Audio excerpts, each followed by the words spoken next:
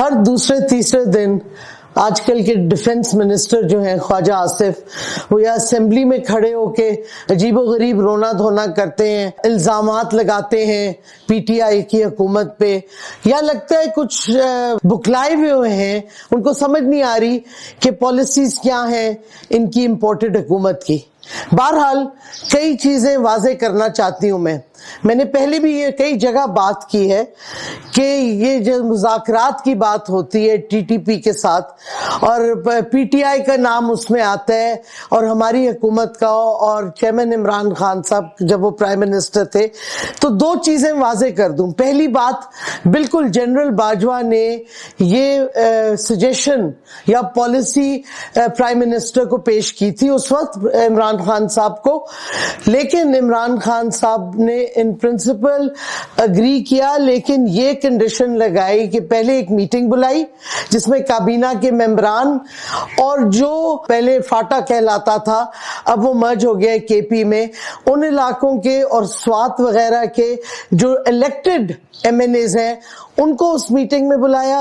میں بھی اس میٹنگ میں تھی، وہاں جنرل فیض بھی تھے اور ملٹری والے لوگ بھی تھے، ادھر ڈسکشن ہوئی، اور کیونکہ جو local elected MNAs تھے ان کے بہت سے خدشات تھے ٹی ٹی پی کے ساتھ ڈائیلاگ کرنے کے بارے میں، ایک فیصلہ ہوا پرائم منسٹر عمران خان کے زیر صدارت کہ پہلے جو ملٹری لیڈرشپ ہے وہ ان لوکل الیکٹڈ لیڈرز کے ساتھ بیٹھ کے کنسنسس بنائے گی کہ اگر طالبان جو کہ ہتھیار رکھنا چاہتے ہیں، جن کی فیملیز واپس آنا چاہتی ہیں، اور اگر کنسنسس بنتا ہے تو پھر یہ ڈائیلاگ کو آگے لے کے جایا جائے۔ اس کے بعد وہ نہ کمیٹی بنی اور نہ ہماری حکومت رہی۔ جو نئی امپورٹڈ حکومت آئی ہے انہوں نے نہ چیک کیا، نہ لگتا ہے ان کو کوئی کنسلٹ کیا گیا، کس طریقے سے ہوا ڈائیلاگ، کب ہوا، کب ختم ہو گیا، کیا اس کا تھا۔ یہ خواجہ آصف تمہارا کام ہے، تم ڈیفنس منسٹر ہو، کون ہے جنہوں نے یہ ڈائیلاگ کیا جو نہیں کامیاب ہوا، کیسے دہشت گردی بڑھی؟ تم ہو ڈیفنس منسٹر، چو چاچا کر رہے ہو کھڑے ہو کے اسمبلی میں کہ مجھے تو نہیں پتا، میں تو ادھر ہی گیا تھا، کافی پی کے پتہ نہیں کس نے کیا کر دیا۔ اور بھائی 10 مہینے ہو گئے جب سے دہشت گردی بڑھی ہے، یہ تمہاری ذمہ داری ہے۔ تم ابھی افغانستان سے ہو کے آئے ہو، اس کے بعد تم نے 2 دن بعد تقریر کی ہے کہ ادھر بیٹھ کے اسمبلی میں جنرل باجوہ نے کہا ڈائیلاگ ہونا ہے، تو تم کچھ نہیں بولے اس وقت۔ تم پچھلی اسمبلی میں بھی تھے، جب ہماری حکومت تھی تم بھی تھے، تمہیں سوال کرنے کی جرت نہیں ہوئی تھی۔ ہم نے تو اس وقت بھی جنرل باجوہ اور جنرل فیض سے سوال کیے، ریکارڈ ہوگا اگر ریکارڈنگ اس کی ہوگی میٹنگ کی۔ تم چپ کیوں بیٹھے رہے تھے؟ تمہیں کیا خوف تھا؟ اور اب تم ڈیفنس منسٹر بن گئے ہو تو قوم کو جواب دو، کیوں ہمارے لوگوں کا پشاور میں جو دہشت گردی ہوئی ہے، کراچی کے پولیس آفس میں جو ہوئی ہے، یہ کیسے ہو رہی ہے؟ انٹیلیجنس فیلئر کیوں ہو رہے ہیں یہ؟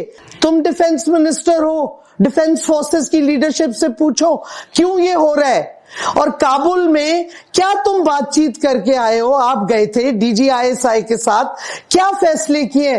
اخباروں میں تو یہی آ رہا ہے کہ انہوں نے آپ کو دھمکی دی ہے کہ آپ پیسے بھریں ری سیٹلمنٹ کے، اس کے علاوہ تو کوئی خبر اچھی تو کوئی نہیں آ رہی۔ تو کیا آپ کر کے گئے تھے اور کس طرح واپس آ گئے؟ کیوں ہماری جو فینسنگ کی تھی بڑے محنت سے ہماری فوج نے اور بڑا پیسہ خرچ کر کے، قوم کا پیسہ لگا ہے اس پہ، وہ فینسنگ کیوں ٹوٹتی جا رہی ہے؟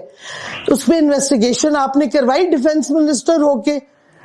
خواجہ آصف اپنی ذمہ داری پوری کرو، آپ کا فرض بنتا ہے قوم کو آپ جواب دو۔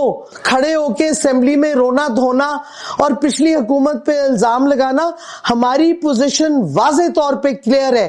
ہم نے کہا تھا ڈائیلاگ اسی وقت ہوگا جب ایک کنسنسس ہوگا لوکل الیکٹڈ لیڈرشپ اور فوج کے درمیان، پھر وہ جا کے آگے بڑھیں گے بات کرنے کے لیے۔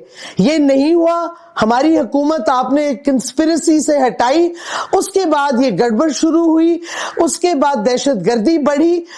تمہاری ذمہ داری ہے، جواب دو قوم کو، رونا مت رو، نہیں تو ہٹ جاؤ حکومت سے اگر تم نہیں کر سکتے اپنا فرض پورا۔ یہ کوئی طریقہ کار نہیں ہے کہ جب کوئی مسئلہ اٹھے تو ذمہ لینے کے بجائے الزام تراشی کرتے رہو.